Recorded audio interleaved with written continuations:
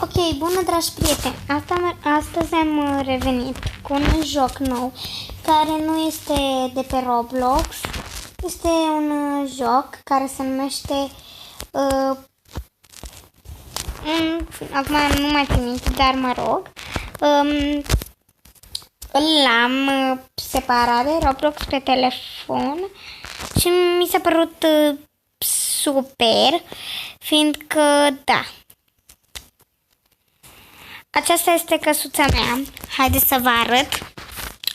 Aici este bucătăria. Uitați.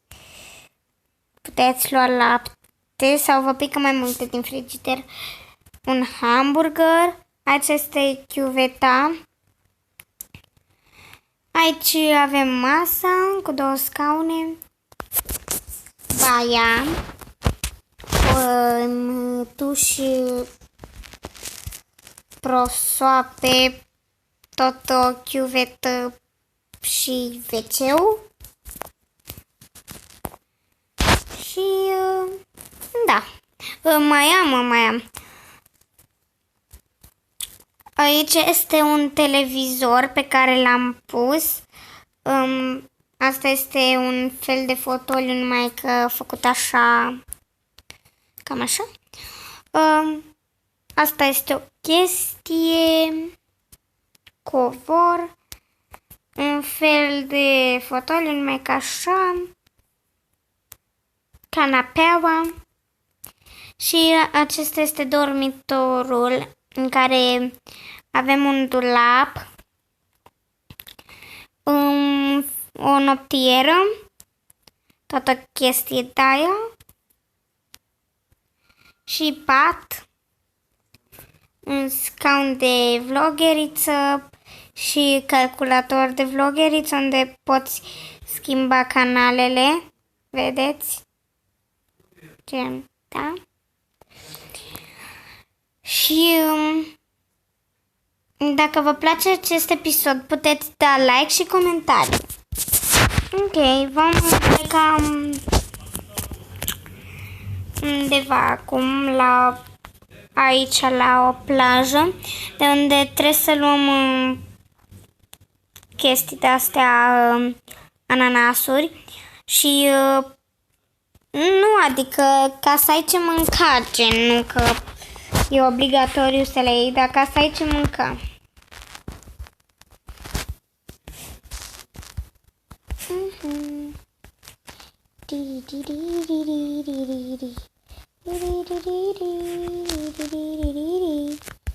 What?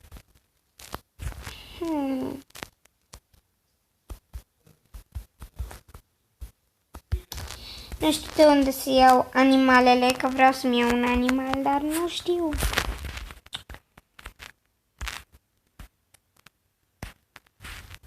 Ok. Hai repede. Puteți să vă arăt.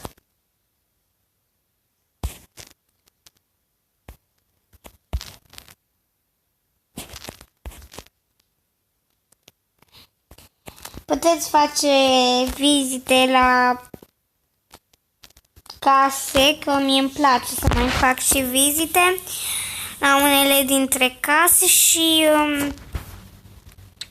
da, nu e ceva să zici că este super wow, dar este frumos.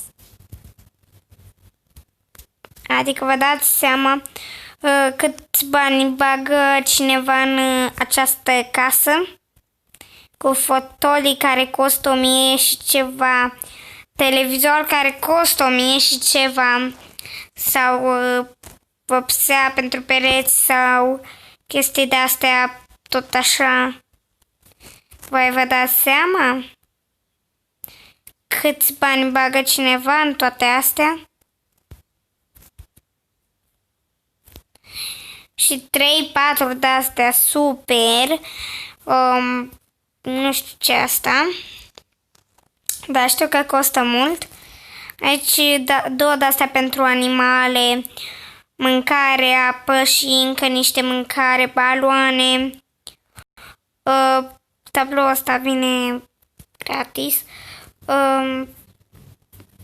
această chestie, nu știu exact ce, această băiță, acest WC, acest duș, toate astea. Adică, da, eu încerc să îmi dau banii ca să arate totul bine, dar nici chiar așa. Adică, cam da. Și na, vă dați seama că e mult, costă mult toate astea.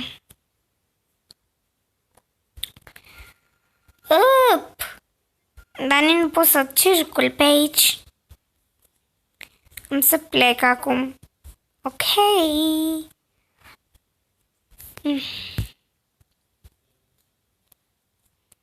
Acum chiar am să plec și o să-mi fac casa frumoasă, indiferent câte bani costă. Fiindcă așa trebuie.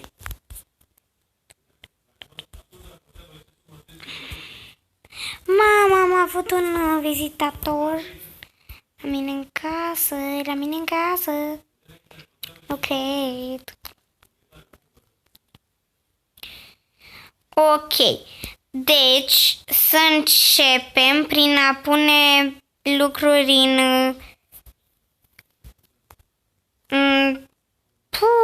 unde să mai pun lucruri? Pe aici. Am să pun aici un fotoliu.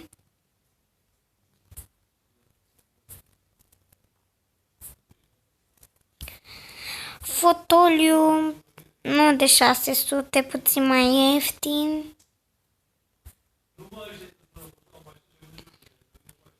Nu că n-aș avea bani. O lămpuță, uitați, care costă 150 și o cumpăr. Un fotoliu gen...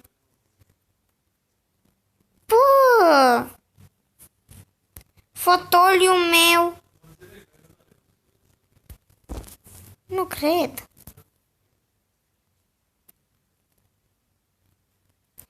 Ce Dumnezeu se întâmplă?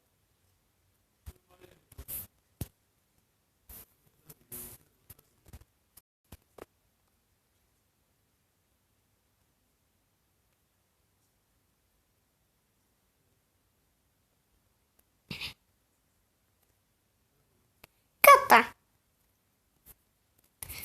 Am cumpărat asta. Să mai iau unul. Că văd că instinctul spune să mai iau unul.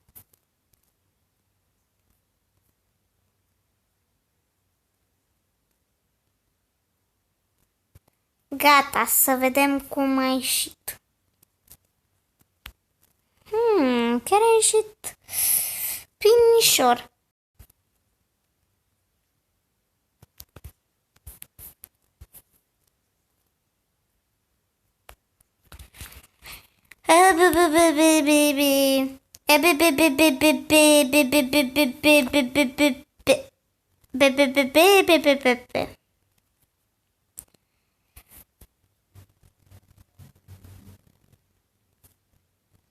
Ok.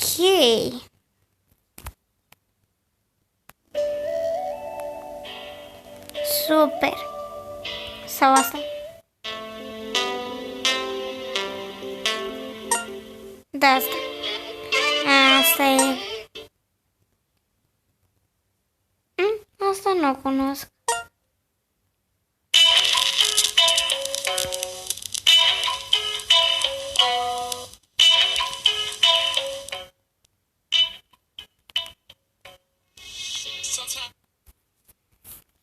Bine, gata.